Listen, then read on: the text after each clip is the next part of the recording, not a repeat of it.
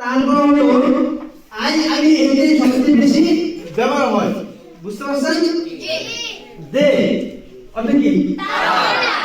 স্বচ্ছ তোয়া স্নিগ্ধ ভূমি, তুমি নীলমণিলতা, কাশফুলের মতো শুভ্র মেঘ, তুমি আমার আকুলতা।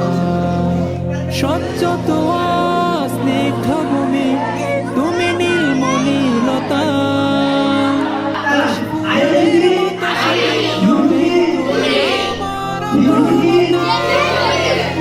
তোমার নামের পুরুষের ক্ষেত্রে কি করবে? কাটে আমার সকাল সন্ধ্যা, হৃদয়ের রজনী গন্ধা, তুমি নীল পরাজিতা। হৃদয়ের রজনী গন্ধা, তুমি নীল পরাজিতা। বাতাসে দুল খাওয়া মাধবীলতা, বাতাসে দুল খাওয়া মাধবীলতা, তুমি আমার কবিতা।